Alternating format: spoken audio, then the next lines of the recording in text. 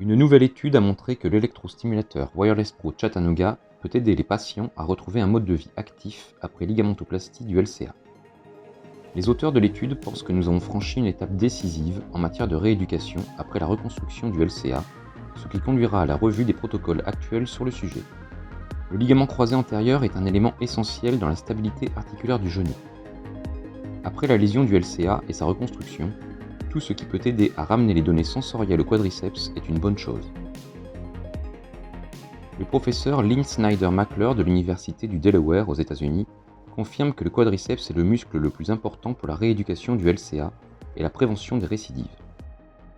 Combiner une stimulation électrique à un exercice fonctionnel permet de renforcer le quadriceps en toute sécurité sans imposer de charge excessive au greffon du LCA.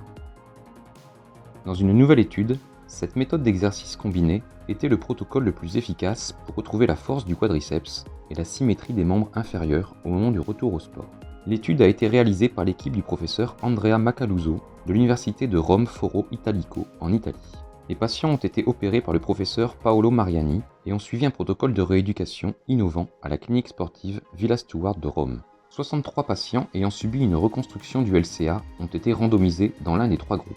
Physiothérapie standard et exercice avec NMES, stimulation neuromusculaire. Physiothérapie standard et exercice sans NMES, stimulation neuromusculaire. Thérapie physique standard seulement. Les participants ont réalisé un exercice fonctionnel sous la forme d'un exercice assis, debout, assis. Cela implique une contraction à la fois concentrique et excentrique des quadriceps. Au cours de l'exercice, un canal a stimulé le vaste médial et un autre canal le vaste latéral, avec superposition de la stimulation électrique à la contraction volontaire. Plusieurs réglages de fréquence ont été appliqués aux fibres lentes et rapides. La rééducation a commencé le 15e jour post-opératoire et la charge d'exercice a été progressivement augmentée au cours de 30 séances sur 6 semaines.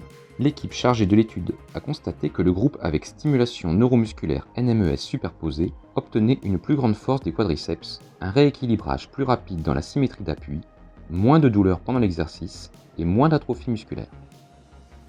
Les bénéfices ont duré jusqu'au retour aux activités sportives.